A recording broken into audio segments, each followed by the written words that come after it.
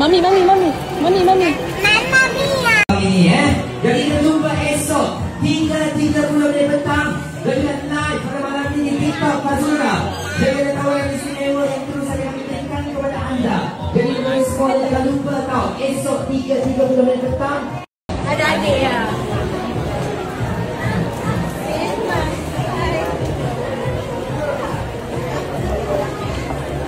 Wait. Oh, ada mami baru dah. Cek lemon ada. Free. 1, 2,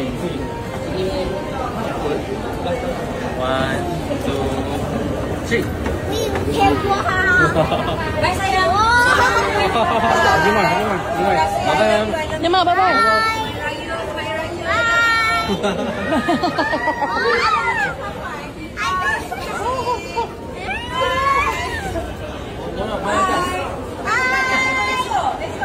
Kokok lagi. Bye.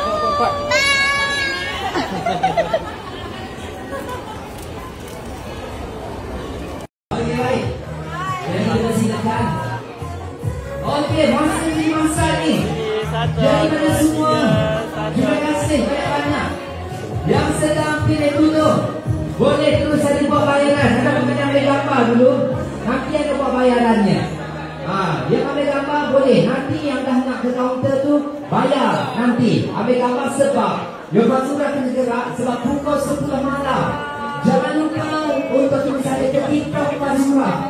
Ya malam ini untuk terus ada kita kenalkan Ya Fazura dan update dengan rakan-rakan yang lain. Akhirah dari Kak Jipa.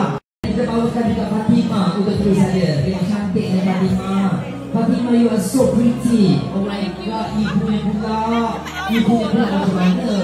Allah. Dia juga dari Fatima dan juga yang banyak. Boleh bisa dikatakan mantap. Sebab kita bersama dengan 9.30 minit malam. Sebab pukul 10 malam Yohan Surah akan live dekat TikTok. Hari malam ini ada tawaran juga istimewa dekat TikTok. Jadi banyak untuk semua yang terus ada bersama dengan kami pada waktu ini. Jadi macam biasa yang kita terus ada membeli 3 helai.